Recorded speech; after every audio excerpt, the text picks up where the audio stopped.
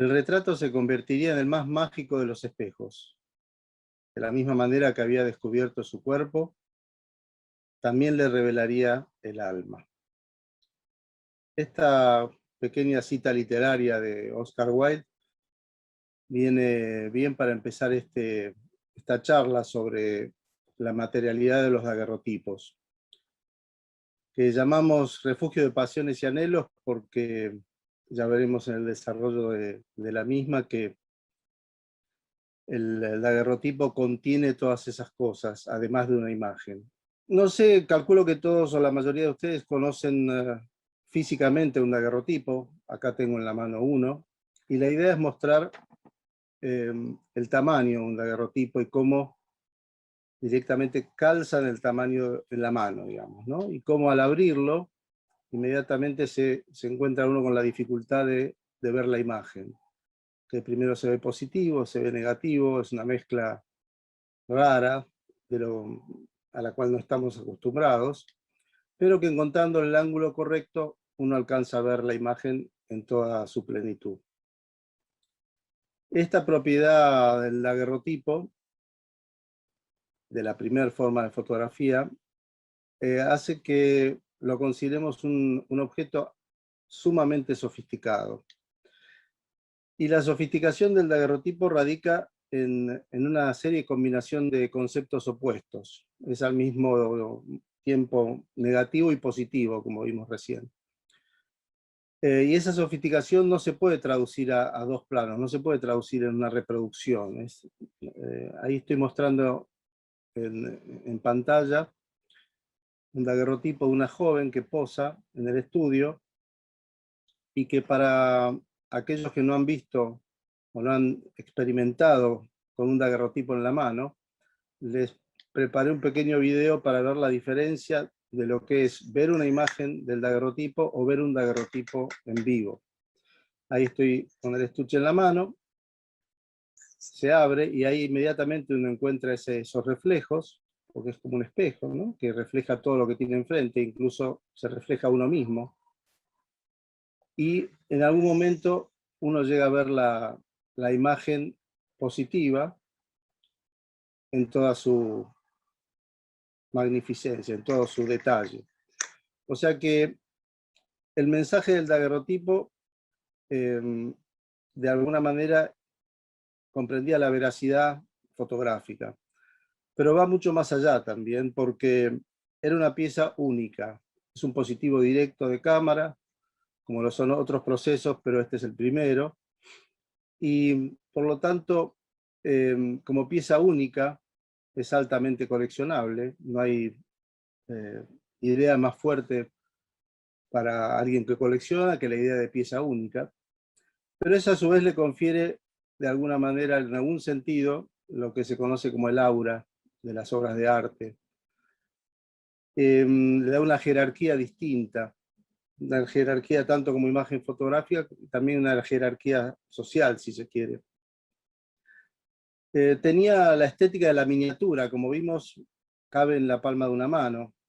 No tiene nada que ver con las ampliaciones que conocemos en la actualidad. Era una experiencia privada, íntima, cargada de una serie de sentimientos, al ser la primera imagen o el primer retrato que uno se hacía, y al mismo tiempo muchas veces el último o el único.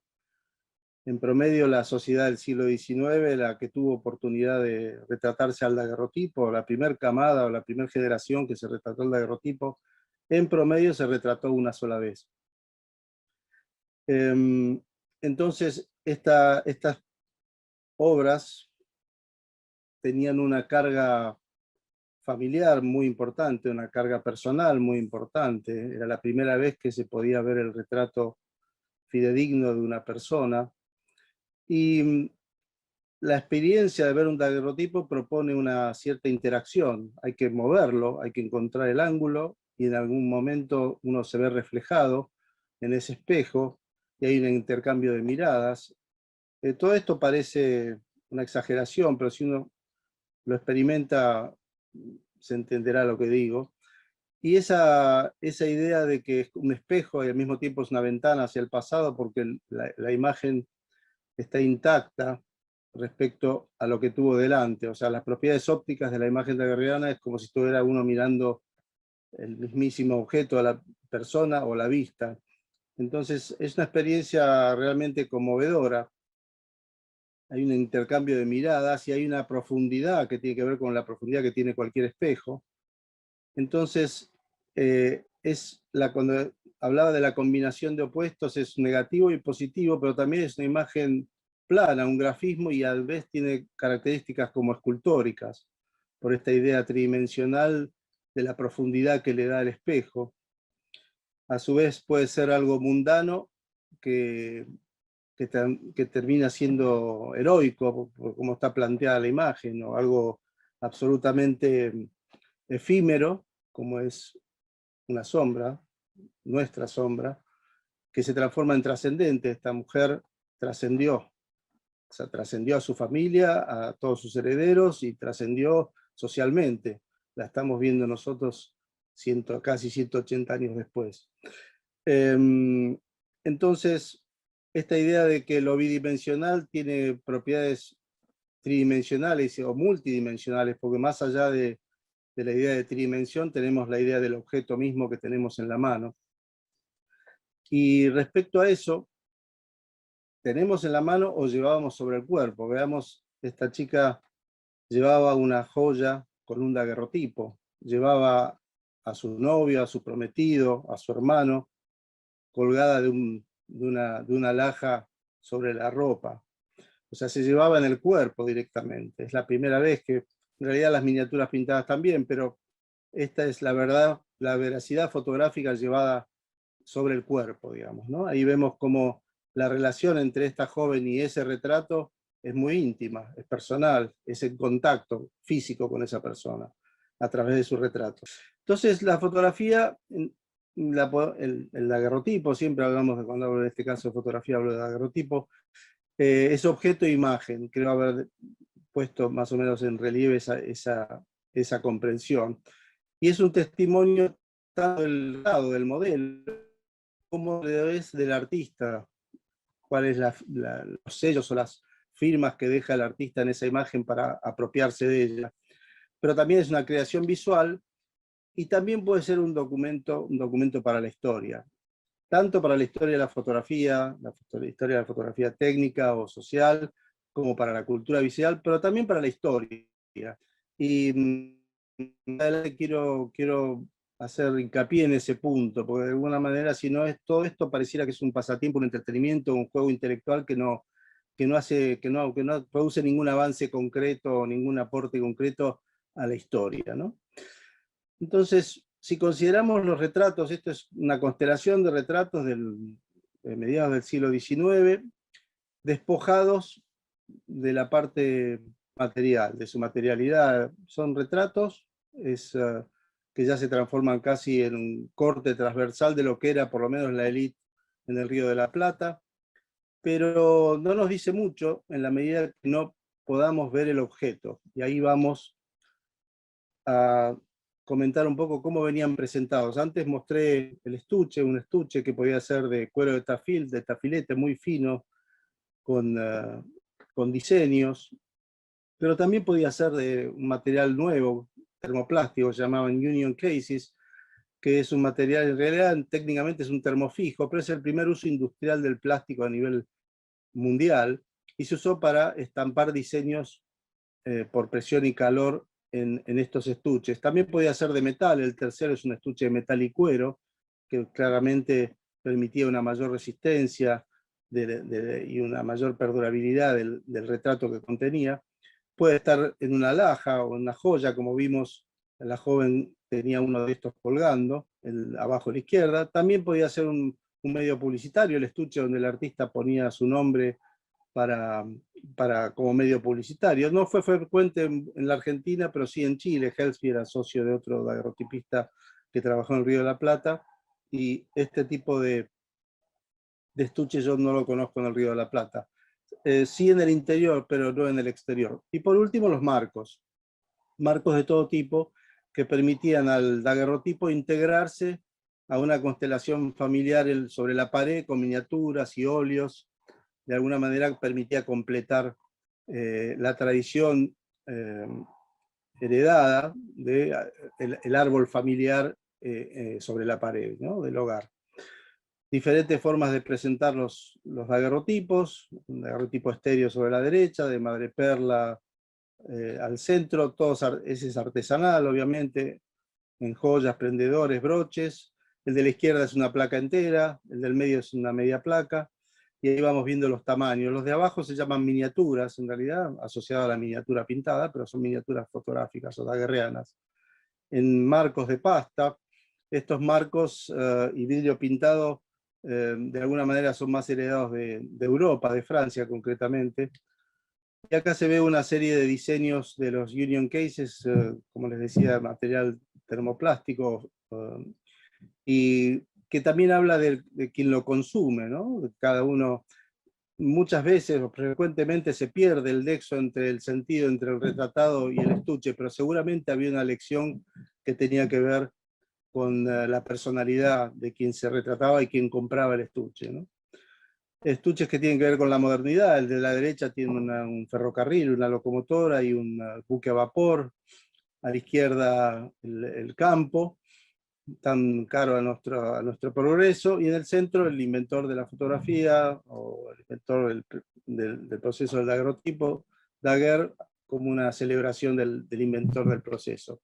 Y finalmente los más económicos, sistemas de colgada, que tiene un ganchito por detrás, que muchas veces uno piensa que le falta algo, y en realidad esta es la manera que se proveían, sin el marco, pero sí con un passepartout de vidrio y un gancho para colgar en la pared. Esto fue también muy común en el Río de la Plata. ¿Cómo lo firmaban los artistas? En el Río de la Plata había modalidades distintas, desde etiquetas adentro y afuera, hasta firmar con punzó sobre la placa, lo cual a veces se hace muy difícil de ver, o también en el passepartout metálico, como lo hacía Fredericks, o incluso en el medio, Beatty y compañía grabó en el ambrotipo, grabó sobre el vidrio su nombre. Es bastante raro eso. Pero estas son las maneras que el artista de alguna manera ponía su sello. En este caso es un daguerrotipo muy, muy interesante porque está coloreado. Todo el color que vemos obviamente está agregado a mano.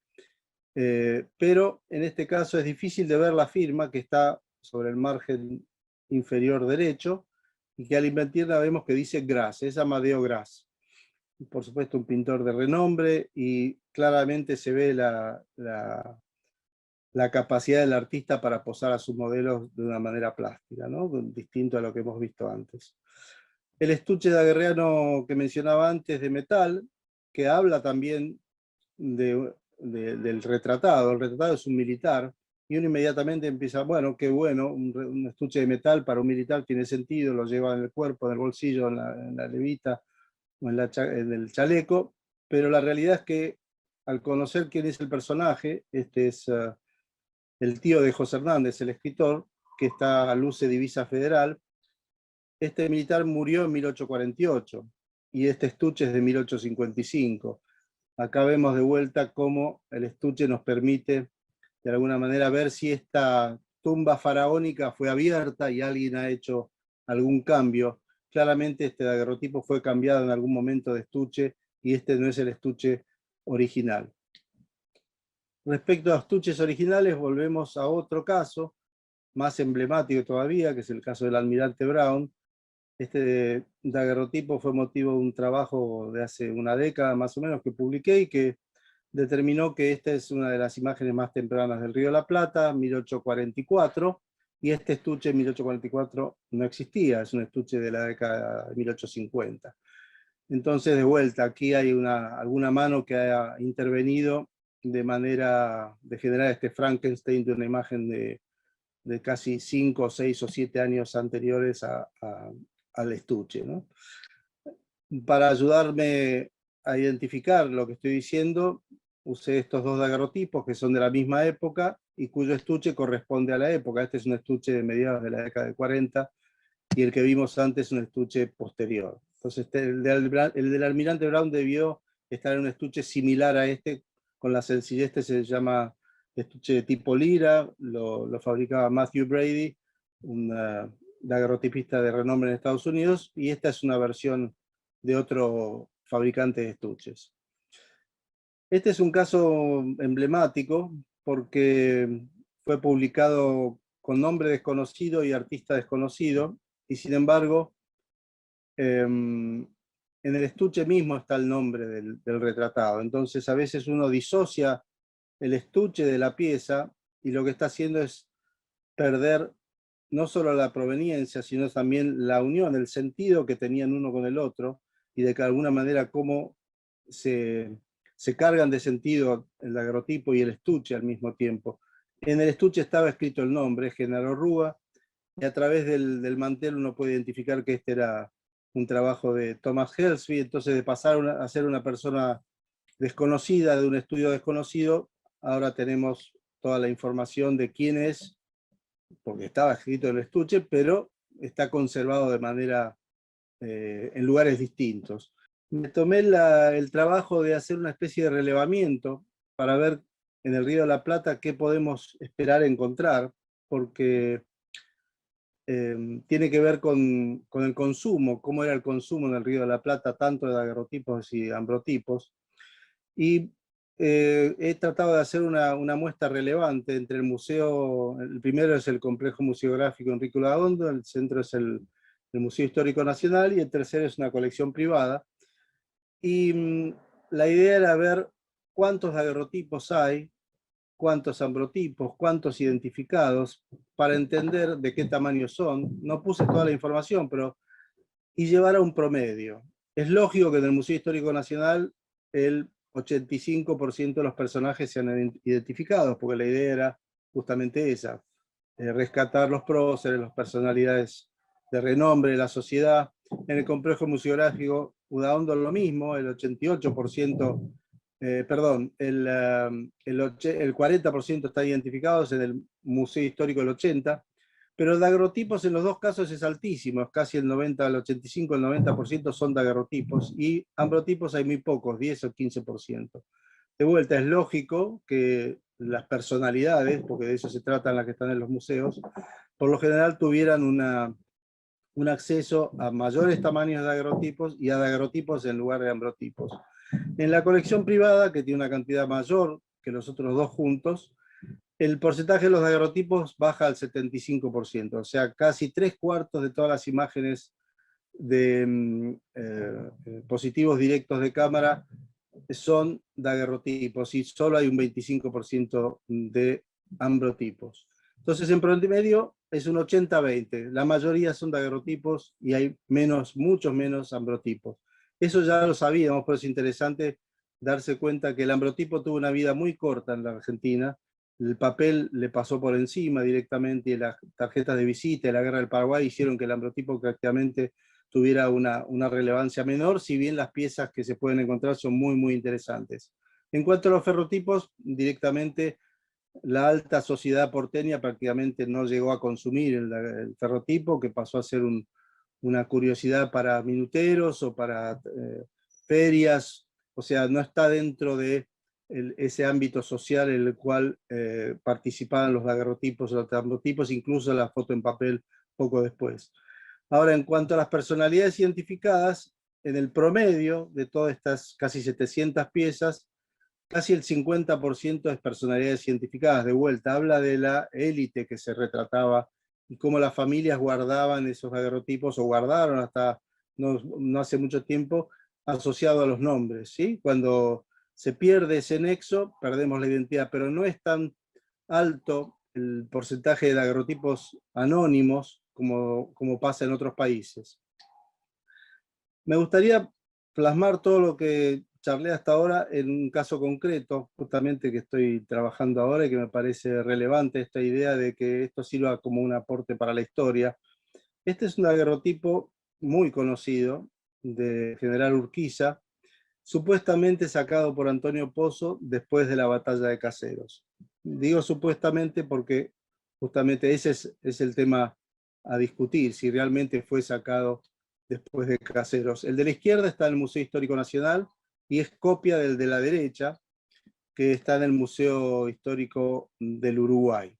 La calidad ya nos está diciendo que uno es copia del otro, y la menor resolución y el menor tamaño también nos está diciendo que es una copia del otro. De hecho, el de la izquierda debe ser una copia de copia porque está al derecho.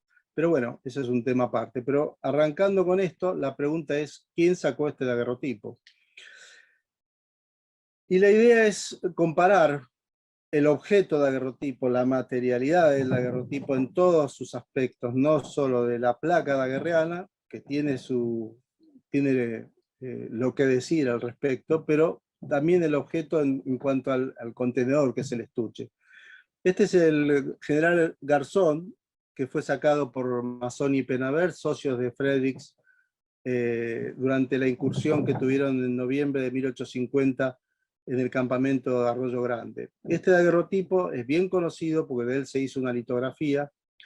Para la época que se hizo la batalla de Caseros, o que sucedió la batalla de Caseros, ya había muerto pocos meses antes.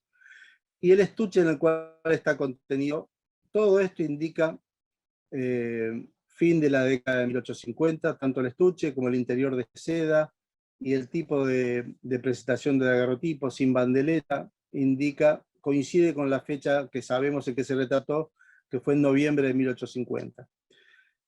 El de Urquiza tiene un estuche exactamente igual, es el mismo estuche, el mismo passepartout. Digamos, el passepartout se lo llama arenado, ese proceso de esa textura que tiene el daguerrotipo es arenado, es propio de la década del 40. En este caso coincide, tampoco tiene bandeleta, o sea, está directamente el paquete de daguerreano dentro del estuche, y el diseño del estuche es el mismo.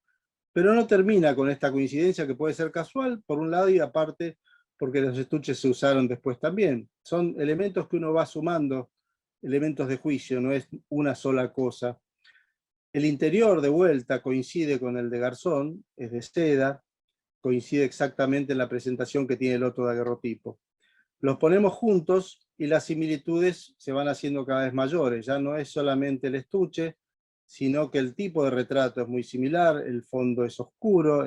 El fondo oscuro fue una moda que se impuso más en la década del 50, el fondo claro, perdón, se impuso en la década del 50, y el fondo más oscuro es más propio de la década del 40 y es más espejado, o sea, es más difícil de ver este daguerrotipo comparado con uno que tiene fondo claro, ¿sí? que además tenía ciertas dificultades técnicas el fondo claro, pero de alguna manera es un tema de moda.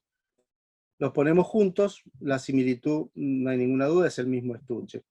Pensemos en dos daguerrotipistas itinerantes, que no tienen una provisión de materiales muy importante, no, es muy periódica, y tienen este estuche y con este van trabajando. Este otro daguerrotipo también coincide con el de Garzón, fue sacado al mismo tiempo, de hecho se sabe exactamente cuándo sacó, el 12 de diciembre de 1850, y de este se hizo una litografía de Urquiza. De vuelta, este daguerrotipo coincide con el de Garzón y con el otro de Urquiza con el poncho. Acá está la placa desnuda, donde se puede ver Scoville. Scoville es la marca de platero que se ve en la parte izquierda inferior, y vemos ahí una mancha de oxidación sobre la derecha, ¿sí? Esa es la placa desnuda. Si ponemos estos dos juntos, la hipótesis es que estos dos daguerrotipos se sacaron al mismo tiempo. De hecho, la crónica, esto también, de vuelta, la crónica periodística, una crónica inédita que encontré hace poco periodística, dice que al general Urquiza le hicieron dos retratos los retratistas. El de la derecha sabemos que es de 1850 y el de la izquierda yo creo que también es de 1850. Y sumamos un último elemento casi increíble, que es la mancha de oxidación. En el caso de militar de la derecha, también tiene una mancha de oxidación parecida al que tiene el de poncho del lado izquierdo. Esa mancha de oxidación, me explicaba Gran Romer el otro día, tiene que ver con la manera en que se secaban las placas. Por lo tanto, el secado imperfecto de la placa deja un residuo sobre ese lado, y ese es el lado que se oxida. Entonces, la misma mano hizo estas dos, o por lo menos alguien trabajando de la misma manera hizo estas dos tomas. La crónica dice que se hicieron dos, la de la derecha fue de 1850, la de la izquierda no tengo mayores dudas, también coincide con la de 1850. Por lo tanto, veamos ahora cómo sería el verdadero Urquiza después de Caseros. Este es un daguerrotipo de Urquiza sin ninguna duda sacado después de la batalla de Caseros. La manera en que se presenta Urquiza es distinta. Este es el triunfador de Caseros, este es el hombre de Estado, ¿sí? Acá es el gobernador de Entre Ríos, tiene la banda de gobernador, y acá se presenta como hombre de acción, de pie, con fondo claro, como les decía, esto ya es una moda que prácticamente le impone Fredericks, a quien se le atribuye este daguerrotipo. Se presenta de otra manera. De este daguerrotipo hay una serie de copias.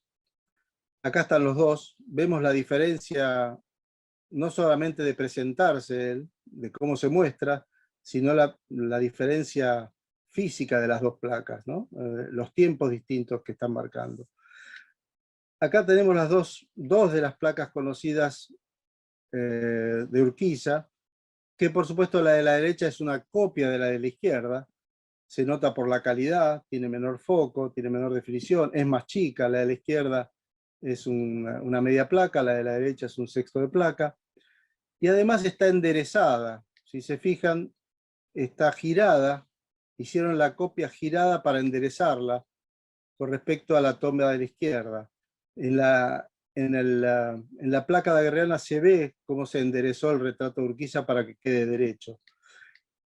Seguimos con otra copia más, esta está en el Museo Leguizamón, otra copia del mismo daguerrotipo, invertida, por lo tanto la de la izquierda lo muestra invertido, o sea, es una copia que no se usó en lente inversor, al hacer una copia daguerreana se vuelve a invertir, y ahí está la copia de ese mismo retrato, coloreado igualmente, pero sigue siendo una copia de segunda generación de menor tamaño, ¿sí?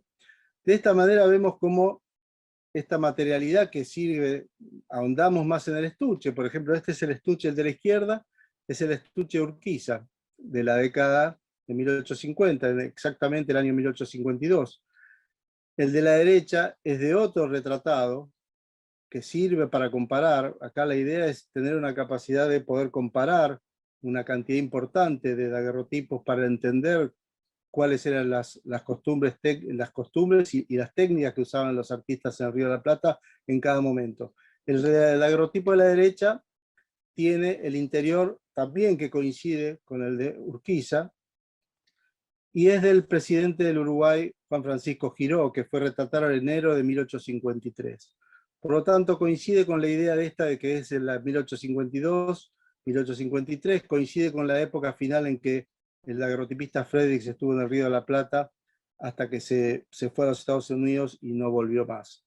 De vuelta, el estuche es el mismo, no tiene nada que ver con el estuche anterior que vimos, que es este es de otra época, y vemos cómo se va sumando elementos que van permitiendo entender qué es qué, y de alguna manera es un aporte para la historia, ¿sí? Yo he hablado esto con Isidoro Ruiz Moreno, que es el mayor historiador de Urquiza, y está maravillado con encontrar este tipo de cosas, porque para los historiadores hasta no hace mucho las fotografías, las ilustraciones acompañan los textos, pero no son fuentes para la historia, y de alguna manera uno trata de poner esto de relieve y hacer el aporte desde esta comprensión, ¿no? Por último, quisiera cerrar con un mensaje que no es mío. Este es un daguerrotipo, es uno de los pocos daguerrotipos en mi colección que no es de un argentino, es de un armenio y un coleccionista, por eso me identifico con él, que lo dejó un daguerrotipista norteamericano, que dice: conserven sus viejos daguerrotipos, ya que nunca más verán algo parecido. Por ningún otro proceso se puede producir una imagen tan perfecta y duradera. Tan perfecta y duradera. Y lo dice alguien en 1865, cuando ya la fotografía en papel se había impuesto, el daguerrotipo estaba prácticamente desaparecido, pero este fotógrafo sabía que el daguerrotipo iba a perdurar, sabía que el daguerrotipo se iba a destacar, iba a trascender con respecto al resto de los procesos, y esta apelación es la misma que tenemos que hacer nosotros ahora en tratar de difundir la idea de que hay que preservar estos daguerrotipos por su valor cultural, por su valor social y por su valor histórico. Muchas gracias.